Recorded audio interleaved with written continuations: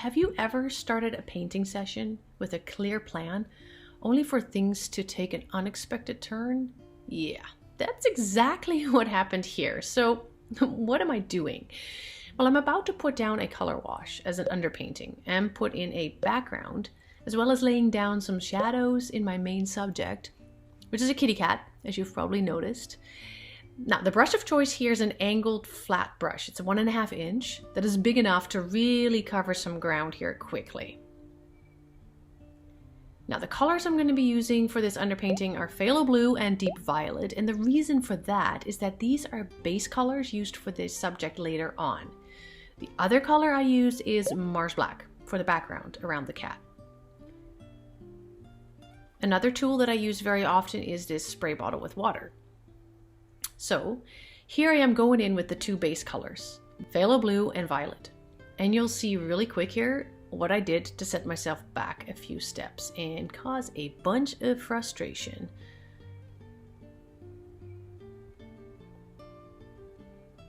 So I really underestimated the pigment strength of this paint. As you can see, it's covering up my grid real fast. My sketch is almost covered here as well. Yeah, this is not looking very good. I'm trying to move the paint around as much as I can. I'm trying to make it a bit lighter and added some water just to get some paint moving. But it wasn't really doing the job that I had in mind. And as you can see, where is that cat? Right? It's almost completely gone. Now, what I also realized here is that was really blue and I needed a little bit more purple. So I added purple in there. But by adding this on the already almost covered sketch, I actually just added more pigment to the canvas, making an even bigger mess. And now I'm going to have way more trouble actually seeing the sketch at all. Well, I have put underpaintings on canvases before, and I've seen the sketch shine through stronger after the paint dried. So in the back of my mind, I was really hoping that that would happen here too. But I was starting to panic a little, and I decided to add a little bit more water to change the brush and see if I could lift some of that paint off the canvas. But that didn't do much either. So I decided to grab paper towel and just try to wipe off as much excess paint as I could, hoping that the sketch wouldn't wipe off as well. Man, what a hot mess, right? And because I'm painting with acrylic, it already dried a good portion onto the canvas. So actually, I'm pretty sure oils would have been easier to wipe off, but here I am with barely a subject and sketch visible. How am I gonna fix this?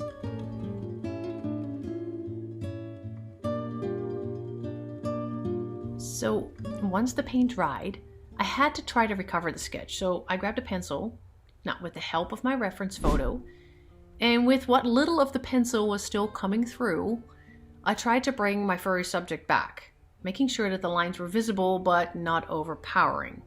Now, I was really annoyed with myself at this point. I actually decided to paint this during Christmas break. So my kids were home doing their thing. So I thought, okay, a quick color wash and a background, mapping out some shadows, meh. That doesn't take a lot of time. It's an easy painting session. Boy, was I mistaken. I was so frustrated with being set back a few steps here. And now I'm trying to solve a problem instead of setting myself up for the next painting session. Like, if there is one thing that I don't like, it's going backwards. Once the sketch and the kitty were back in place, I shifted focus to the background. So I grabbed an angular brush, and this is one of my favorites. And this is just to quickly cover some ground. Now, my preferred method is the background first and then the subject. So I just dipped into my paint here and I just went for it. Now, I decided on a rich black to help the subject stand out. So this is the Mars black that I showed earlier in the video. It's straight out of the tube, and I did that on purpose. I'll tell you why. So when I put the background in, I slightly go over the already put in sketch lines. Now, this is just to ensure that once I work on the subject, that little pieces of fur and hair will stand out against the background nicely. So if I need to bring back in some of that background to go in, let's say, between some parts of the fur, or just to bring some more shadows in, I can just quickly grab the tube of paint and add that in without having to worry about mixing a color that I mixed, well, let's say a week ago and totally not remember how I did it. And even if I wrote it down, for whatever reason, I suck at color mixing. I'm learning, but I just don't want it to end up a slightly different color. I prefer to work smarter, not harder.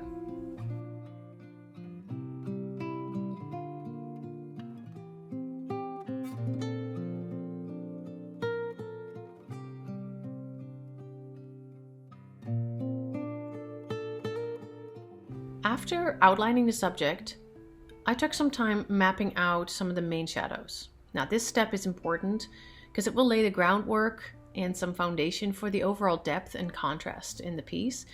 I do this by observing where the shadows or the color changes occur in the reference photo, and then I put these in as best as I can. Now, I must say though that less paint on the brush is more. I went in a little bit bold here with the initial strokes, and those are very dark and very defined. Now, and as I go on, you will see me using less and less paint, just so you know.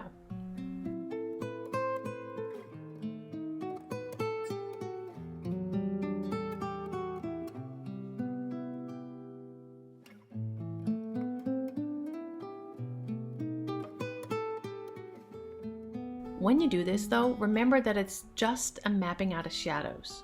Okay, there's no need to be ultra precise or perfect. It's just a general laying down of, like in this case, one color, the Mars Black, just to help you navigate the next time you paint. It's kind of like a roadmap.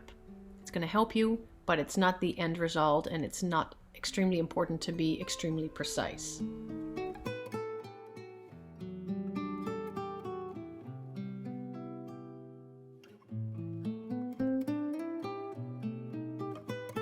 You may have noticed that I'm still using the same angular brush, and that is on purpose.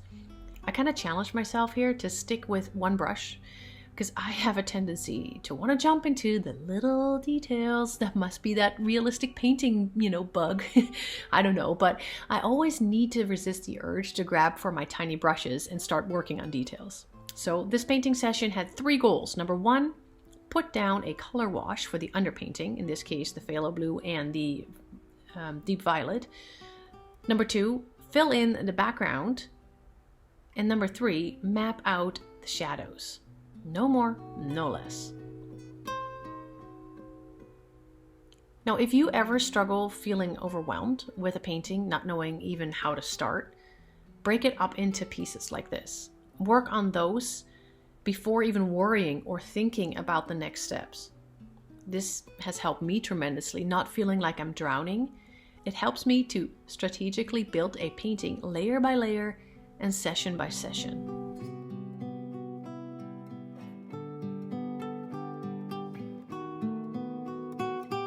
Well, this painting session didn't go as smoothly as I'd hoped. And this is a very good reminder that art is as much about problem solving and troubleshooting as it is about creativity. So here's to embracing the process, mistakes and all, and turning challenges into opportunities to learn.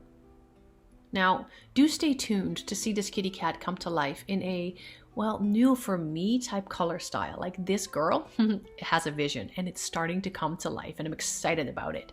So be sure to subscribe and watch for my next videos covering this cute furry subject. If you've ever had a painting session go sideways, let me know in the comments. And as always, stay happy, keep your peace, and God bless you. Bye-bye.